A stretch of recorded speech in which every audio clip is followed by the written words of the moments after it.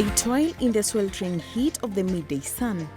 In the drenching rain and mud, the lack of shelter does not deter them. What comes on your mind when you hear the word Jua Kali?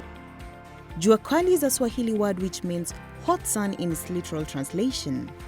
The Jua Kali sector in Kenya is an entire industry that comprises small-scale traders and artisans who work on the roadsides and are renowned for their ability to create almost anything on the demand.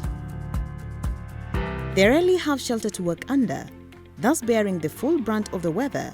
They bravely endure torrential rains and the blazing sun. Kama hapo vile unaona hapo hajajengwa. Ningepata kamtaji kiasi, ningeweza kufunika hapa niweke mabati, niweze kupatia mahali kufanyia kazi mahali safe.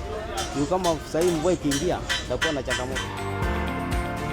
The Jua Kali sector, as the name suggests, has made many people associate this kind of business with illiteracy, especially given the fact that those who are not privileged to go to school or further their studies opted for Jua Kali jobs, which are easily available and do not require the job seekers to have skills and knowledge when starting off.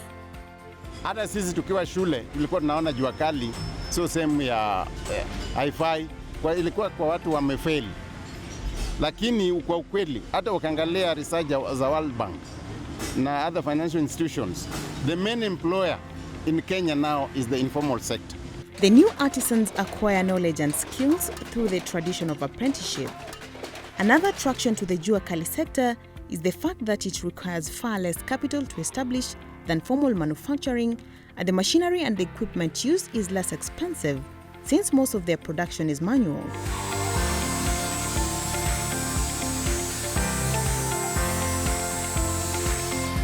The Jua Kali industry also uses mainly recycled materials to make their products, thus reducing further the capital required to start. This sector produces goods mainly for local market, and therefore it helps the country to save on foreign exchange. We are providing incentives, seeking incentive investors at home and abroad, and cutting red tape to enable business to thrive. It is unfortunate that the Jua Kali businesses have not been able to graduate into organized formal businesses, something the government has been thinking about. That is why the government has pledged to expose Jua Kali products to standard checks that will ensure quality in a bid to meet international standards, hence broadening their market locally, regionally, and internationally. The policy regulatory space is well articulated and well developed to support the growth of the sector. Those are some of the things we are doing in line with also identifying markets. Because for a manufacturer, until you have a sale, you're really not doing anything. So we are working closely to identify local markets, regional and international markets where manufacturers can sell their goods.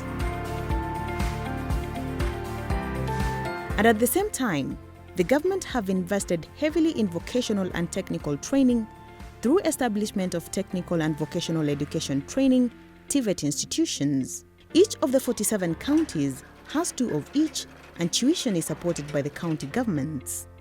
This program will enable the youthful graduates create job opportunities for themselves instead of relying on the government and donors. We have established and are working closely with TVET institutions to ensure that we are able to train and certify workers in readiness for these forthcoming opportunities, coupled with a guarantee that at least 70% of all construction materials will be supplied by our local micro, small and medium enterprises. So the reason we set up the academy is because we realize that there is need to keep upgrading the skills of our members. And in most cases, trainings were generic. But we wanted to come up with very specific trainings for manufacturers. So what we do a needs assessment across the manufacturing sector, our members, identify the key areas that they are grappling with that we could train them on. The Jua Kali sector has greatly contributed towards economic development of the country, and this has gotten the attention of the government. The government is boosting small, medium enterprises and Jua Kali development in Kenya by protecting and institutionalizing of small, medium enterprises in Jua Kali markets and running costs, access to market and opportunities, access to credit, and capacity building to deepen the skill pool. Micro, small and medium enterprises will now enjoy a new revolutionary credit financing scheme referred to as STAWI, designed to offer access to loans at a single-digit interest rate per annum. This strategy is part of unlocking our plenty within our borders. Njia ya kusaidia members, one, tunakuwa link kati yao na washikadau kama serikali, financial institutions. Tunatafutia njia ya kupata mkopo ya riba ya chini au kupata market kwa vitu zao. It has potential to contribute immensely towards economic growth of Kenya. It requires greater respect and appreciation that it so richly deserves. Our national cake expanded by 6.3%, one of the highest growth rates in the world, and in consequence, over 800,000 new jobs were created, especially in the informal sector. Mimi nitachukua fursa hii kupongeza Rais wetu wa Kenya, Jamhuri ya Kenya, His Excellency President Uhuru Kenyatta, kwa sababu wakati tulilia kwake atusaidie. Sasa hizi tumeanza, miradi imeanza, renovation ya ofisi imeanza, inafanywa, mmeona. Incinerator inatengenezwa, iko karibu kuisha. Kuna sheds 3 zinafaa ijengwe upya na renovation za other sheds.